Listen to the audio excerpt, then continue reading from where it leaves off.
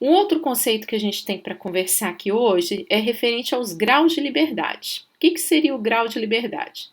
Seria o número de variáveis que podem ser manipuladas, ou seja, é o número de propriedades necessárias para descrever o sistema e cujo valor pode ser alterado de forma independente. Vamos trocar isso em miúdos.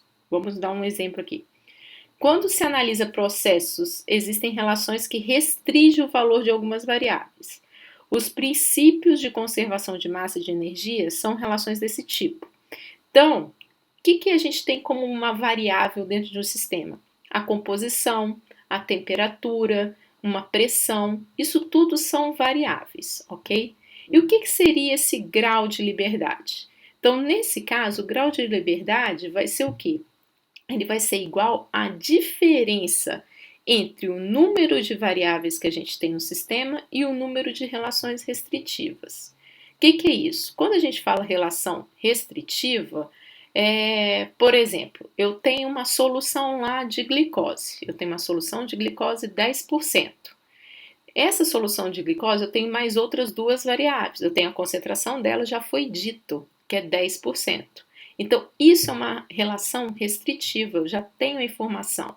Não é 5, não é 1, não é 50, é uma restrição do processo. Você vai trabalhar com uma solução de glicose cuja concentração é 10%. Isso é uma restrição é uma relação de restrição. As outras variáveis não estão ditas, que são temperatura e pressão, por exemplo. Mas a concentração foi dita, que é 10%. Então aí, nesse caso, qual é o número, qual que é o grau de liberdade desse sistema? Se eu tenho duas variáveis que eu conheço e uma relação restritiva. Então aí, ó, a definição de grau de liberdade é a diferença entre o número de variáveis, quantas variáveis eu tenho? Na verdade, eu tenho pressão, temperatura e a composição. Eu tenho três variáveis.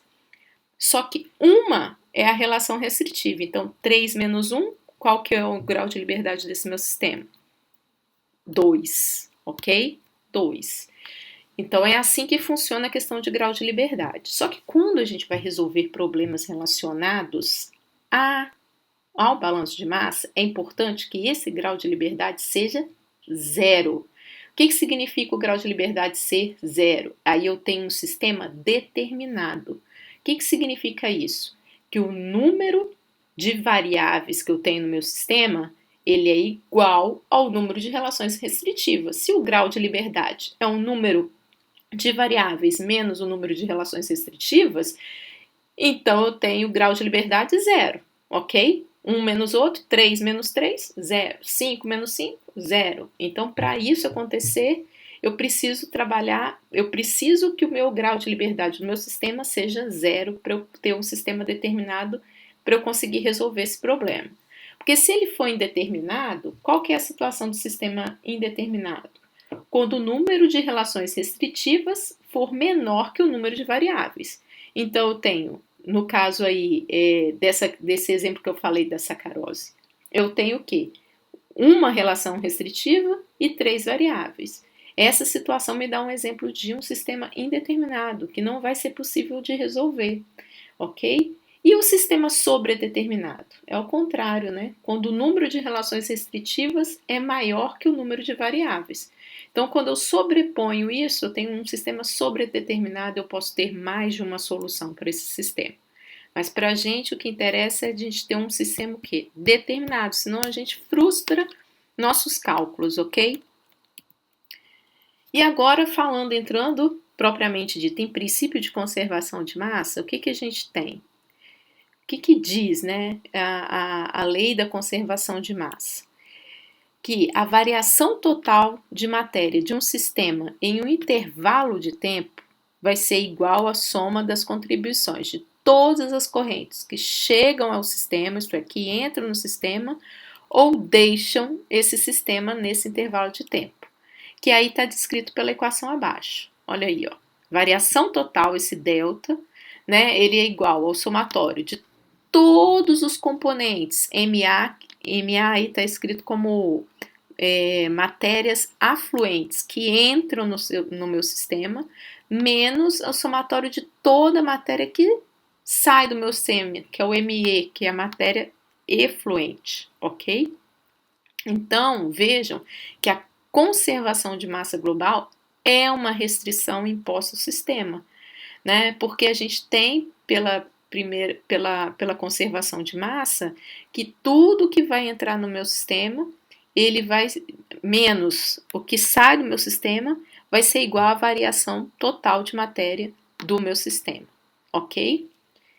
E aí a gente pode ter também essa mesma condição para cada componente do meu sistema. Se eu tenho lá o meu produto como um todo, todos os componentes, a massa total referente a esses componentes, mas eu posso também pegar só para um componente, só para açúcar e fazer a equação, só para lipídio e fazer a mesma equação, só para umidade fazer a mesma equação. Aí a gente tem a equação abaixo, ó. Delta I, onde I está identificando pela letra I do componente. Pode ser I qualquer componente, pode ser lipídio, proteína, umidade, ok? Então a gente vai ter que delta I vai ser igual ao somatório dos componentes I's que entram no meu sistema menos o somatório dos componentes I que saem do meu sistema. E aí, nesse caso, é preciso levar em conta também a possibilidade que esse componente seja produzido ou consumido em uma reação química, mas a gente não vai entrar muito nessa questão de produção, né, ou de reações químicas e nem de produção de produto, assim, de produção desse componente, ok? Continuando sobre para a gente finalizar nessa parte do conceito, depois nos outros vídeos eu vou mostrar 2 exemplos para vocês, ok? De resolução de exercício. Então, para a gente finalizar, a ocorrência de uma reação não altera as massas totais envolvidas, mas altera a proporção de cada um dos participantes. Mas a gente não vai estar falando muito de reação, mas isso é importante porque isso, gente, corrobora, né, a questão da lei de conservação de massa, porque eu não posso, mesmo que esse componente ele seja consumido, ele vai estar sendo transformado em um outro, não é que ele desaparece do sistema. Então essa ideia é importante, por conta de quê? Por conta da conservação de massa, tá bom? E aí, simplificando a equação, mais para o regime permanente, que é o que a gente vai mais trabalhar aqui, o que a gente tem? Um processo em regime permanente é aquele em que as propriedades dos sistemas e os fluxos não se alteram com o tempo. Assim, nesses regimes, os termos de acúmulo, aquele delta lá da equação anterior, são nulos. Ou seja, toda massa afluente ao sistema é também dele efluente. E aí, o que a gente tem? A gente tem que toda aquela quantidade de produto que entra no meu sistema, que é o MA, que é o afluente, vai ser igual ao somatório de todas as massas que saem do nosso sistema, que é o efluente, ok? Então, essa é a equação geral do princípio de conservação de massa que eu quero que vocês, né, absorvam e comecem a assimilar, digerir um pouquinho esse conceito.